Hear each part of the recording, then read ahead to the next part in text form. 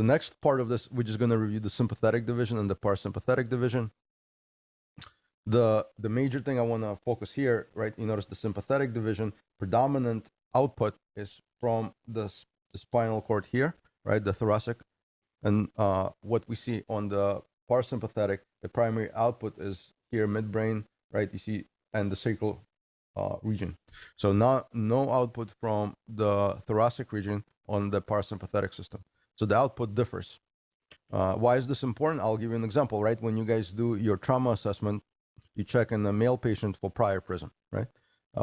Why does priapism occur, for example? So priapism is you may have damage to the thoracic lumbar region. You'll injure your spinal cord in that region, and perhaps it cuts off sympathetic innervation, right, of your body. So then you have unopposed parasympathetic response. So then that's why you have an erection, because now the parasympathetic is firing, but the sympathetic is no longer functional. So you will have this unopposed action if there's damage or someone took medications that block one or the other system.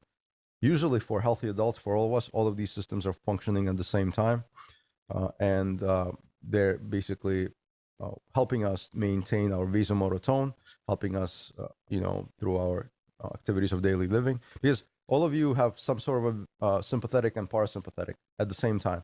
If you're laying down, you suddenly stand up, your arteries vasoconstrict so that you don't lose consciousness, right?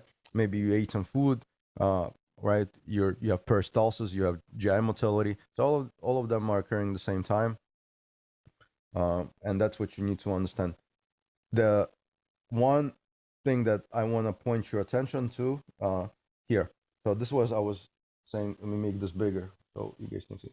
So here in red we have the preganglionic neurons. In black we have ganglionic neurons. So let's look closer. So red means preganglionic, and they usually secrete acetylcholine. The postganglionic will secrete norepinephrine for the sympathetic division. We see that the majority of the innervations come in from the thoracic, right, spine, the T spine, and see how these the initial, right, preganglionic, they are short. The red lines are short, and here where the postganglion arises, they are longer. So postganglionic fibers are longer on the sympathetic side. So preganglionic short, postganglionic long. Preganglionic neurotransmitter acetylcholine, synapses to another neuron. And then the final aspect here, when it reaches its target organs, norepinephrine will be released, right? The receptors that you definitely need to be familiar with is beta 1, beta 2, and I'm going to draw heart with an aorta and some vessels. I'm going to say this is the arteries. This is your aorta. This is your left heart, left ventricle, we're going to say.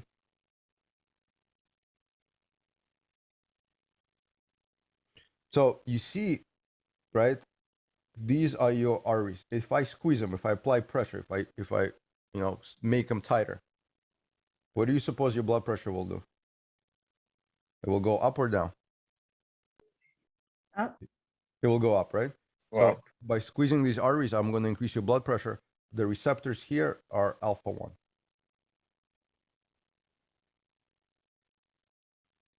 So this is what maintains your vasomotor tone. So the receptors you need to be familiar for the sympathetic division is beta 1. Beta 1 is predominantly found on your myocytes, your cardiac cells. What happens once norepinephrine binds to beta 1, it's mediated through G protein coupled receptors. You don't need to know the mechanism, but the effects will be increased heart rate, increased contractility, increased velocity of conduction through the heart. So it will do that once epinephrine or norepinephrine, epinephrine being hormone, norepinephrine being a neurotransmitter. Norepinephrine is obviously going to travel much faster. Epinephrine goes through the blood, released from adrenal medulla above your kidneys, right? There's a adrenal gland that sits on top of your kidneys, and it will secrete, let me see if I have, yeah. So you have the adrenal medulla here, right? It sits on top of your kidneys. It also secretes epinephrine. It's a hormone that's carried in your blood. Norepinephrine, on the other hand, is carried through these neurons, much faster response. So beta 1 on the heart, the way I remember is at one heart, so beta 1. Increased contractility, heart rate, velocity of conduction. Beta 2, the way I remember, there's 2 lungs, even though they drew one here, but we know there's 2 lungs. Beta 2 is going to cause bronchodilation. So it's going to cause smooth muscle relaxation. In pregnancy, we may give a medication, beta 2 stimulant, right, to relax the uterine contraction. So it's not just the lungs. It can have smooth muscle relaxation as well, beta 2 response by norepinephrine. For alpha response, I just already explained. Alpha response, when you have norepinephrine binding, or epinephrine binding for that matter, it's going to cause vasoconstriction. Vasoconstriction is going to increase our blood pressure. We often use alpha drugs, alpha-1 agonists in states of shock, when person is in cardiogenic shock, neurogenic shock, anaphylactic shock, right? Septic shock, all different types of shocks. If we cannot get their blood pressure up, we're going to employ these alpha-1 drugs, right? So this is the response. This is the receptors I want you to be familiar with. For the parasympathetic division, so there's a little difference. You notice here we have the preganglionic neuron, and that's the red color, and we have the black color, that's the ganglionic or postganglionic. We notice that the preganglionic, it's much longer, the red color. You see how long it is all the way, and only at the end we see this black color coming in. So the preganglionic for parasympathetic are longer, and postganglionic are shorter.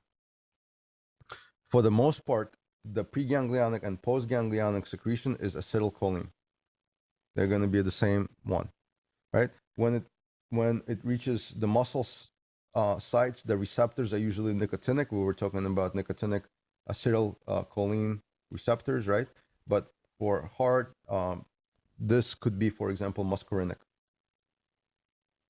Why is this called muscarinic? Because muscarine, right, found in the mushrooms, for example, can cause similar effects, and the muscarinic effects will be the opposite of the sympathetic effects. It will slow them down, right? Slow down the heart rate.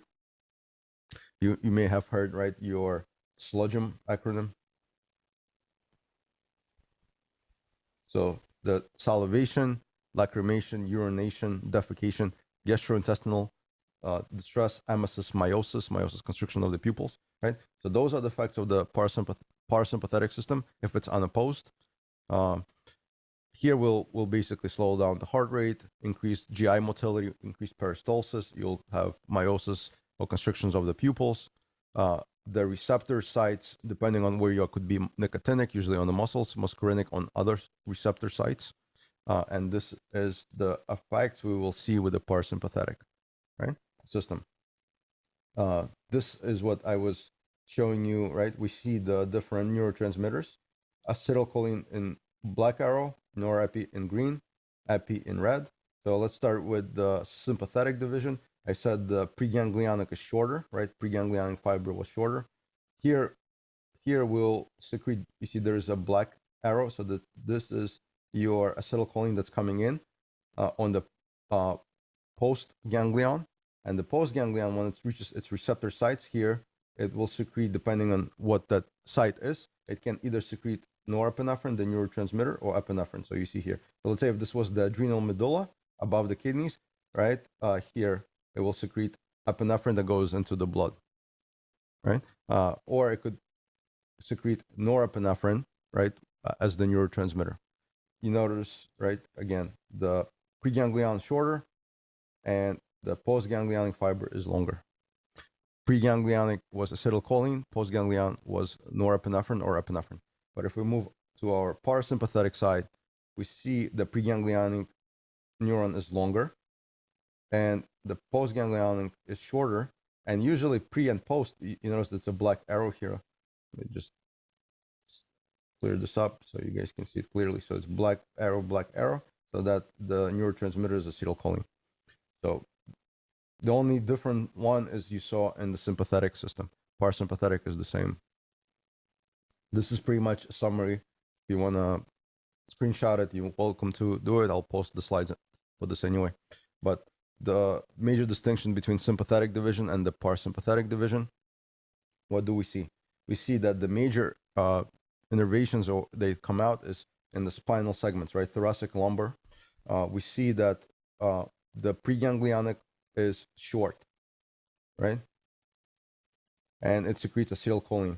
The postganglionic fibers are long and normally secretes norepinephrine. It could be norepinephrine, it could be epinephrine. Less common, right, is acetylcholine and nitric oxide. We'll talk about this one in the cardiac chapter. What is the function? Function is fight or flight. So sympathetic system fight or flight stimulates, right? You're alert, increased heart rate, bronchodilation, dilation of your pupils. So those are the effects of the sympathetic division. So fight or flight, that's what you want to remember. You definitely want to remember that the norepinephrine is the final neurotransmitter that's working. On the parasympathetic side, we said the major innervations, right, that arise is from the brainstem that we saw, and also on the sacral regions. Their preganglionic is longer, neurotransmitter is acetylcholine. The postganglionic are shorter, neurotransmitter is acetylcholine. This system is rest and digest, so this is your sludgem, right? So peristalsis, meiosis, constriction of the pupils, urination, salivation, and all those factors that we see, right? If you guys recall, right, when we have organophosphate poisoning, someone has all these signs and symptoms, right? What drug do we give them? That's in your BLS protocols. Atropine. Yeah, atropine is essentially blocks the parasympathetic system, so then you have unopposed sympathetic system, and you know, that's what you want to remember. So if you shut off one system, the other system has no opposing effect, and vice versa. If you for example, deactivate the sympathetic division, let's say I give you a beta blocker, right? Beta blocker blocks norepinephrine response or epinephrine response on the heart, and then you are in a state of shock. Are you going to see that elevated heart rate that is common for shock because you have norepinephrine release? Someone who is on a beta blocker. So if I give a beta blocker medication, I will block the beta receptors on the heart that I was showing you here, right?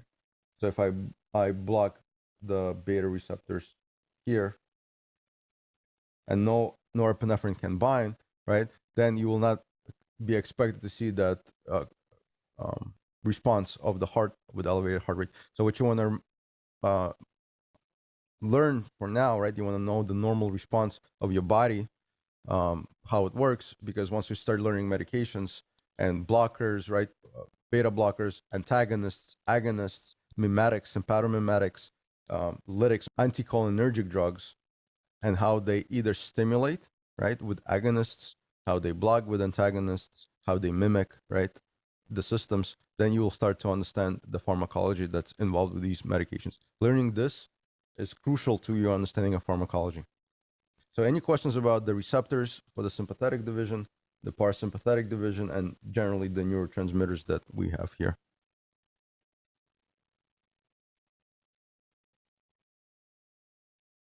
Yeah. So no questions, right?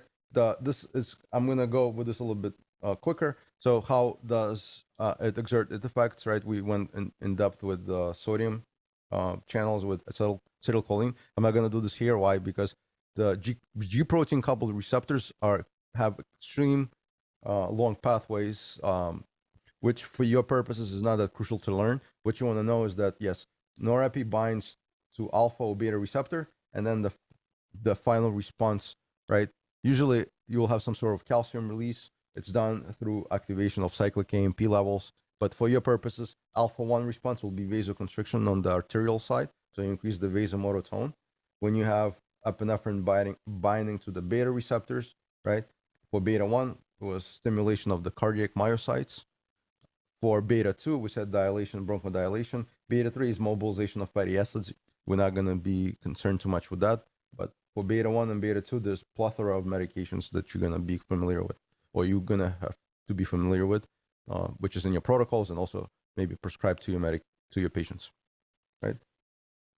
Then you have acetylcholine binding to nicotinic receptors. This was covered in muscle contraction extensively because the moment nicotine binds to this ligand channel, sodium can entrain, right? And the effects we learned about. Here we see muscarinic. This is actually G protein inhibitory, right? So it's G protein coupled, but it's an inactivation. So we're going to see if acetylcholine binds to the muscarinic site, let's say on the heart, we're going to see slowing down of the heart rate via the parasympathetic division, right? Usually the muscarinic receptor is going to be abbreviated like M1, M2, M3, and so forth. So if you see those types of abbreviations, it's referring to the muscarinic receptors. Right? This is the actual neurotransmitters. Here, just something you may, sometimes they're called catecholamines. Why they're called catecholamines? They have the catechol ring, and they're derivative of tyrosine. The tyrosine being the amino acid. So they're called catecholamines. Now, the ones we talked about epinephrine, we talked about norepinephrine, we talked about acetylcholine. The other one that I want you to be familiar for now is the GABA. So GABA is the inhibitory neurotransmitter found in our central nervous system. How does it exert its effects? It's essentially, it opens chloride channels, chloride being a negative channel. So chloride is negative, so it creates, and it also opens indirectly, right, the potassium channels. It blocks entry of calcium. So by doing so, it causes inhibition. And the medication that you guys we have in your arsenal, you have benzodiazepines, right? Benzodiazepines such as lorazepam, Versed, midazolam, lorazepam, right? Anything that ends in pam is going to be a benzodiazepine. How does it exert its effect? It binds to the GABA receptors. And the moment benzodiazepine binds to the GABA receptors, it will exert these inhibitory effects. And usually what we see patient exhibiting is hypnosis. They go to sleep. We see retrograde amnesia. They don't remember anything in the past. They also have anxiolysis, right? Reduced anxiety. This medication is often given in for the anxious patients who may have panic attacks. So those, all the effects that they cause. We're going to be giving this for our MFI, medication facilitated intubation, right? So we're going to learn some intubation skills today. Also, there's pharmacology involved with intubation, which is in your protocols. This is, I kind of spend the time. You don't need to know all of these. The ones that the ones you're responsible for, as I already told you, right, was beta 1, beta 2, alpha 1. And here is just a general chart to see their effects, what it does. For example, on the heart, beta 2, right, and beta 1, we see, right, skin, lungs, dilation. We see increased heart rate for beta 1. We see blood pressure for the alpha 1, which I told you, right? We see constriction here. I told you relaxation, right, of the uterus, beta 2, right, medication in the female, retinidine medication we give them. We talked about the unopposed parasympathetic and the states of trauma. So if you have blockage of the sympathetic system, you will have an erection priapism when you do the trauma assessment. When we learn about kidneys, we'll learn about secretion of renin with beta 1 stimulation from norepinephrine. So norepinephrine binds here, can cause renin release. So all these receptors are here to stay. So my advice is commit them to your memory because they're going to be building and building going forward. The other thing that we talked about, right? Let me ask you this. I said there is an enzyme that chops up acetylcholine. Remember, I said there's an enzyme that will come and chop acetylcholine up so that next acetylcholine can bind. What was the enzyme that was chopping up acetylcholine? Anyone recall? Is it acetylcholine esterase? Correct. Inhibitor. Yeah, acetylcholine esterase was the enzyme responsible for chopping up acetylcholine. The other enzymes that you want to be familiar with, they chop up monoamines, or they chop up things like epinephrine, norepinephrine, dopamine, right? And this is monoamine oxidase, and this is catechol amine transferase, right? So they do similar function. They are found in different sites. Monoamine oxidase found in the mitochondria, near the mitochondria, outer membrane. Catechol amine transferase found in the cytosol of the membrane, right?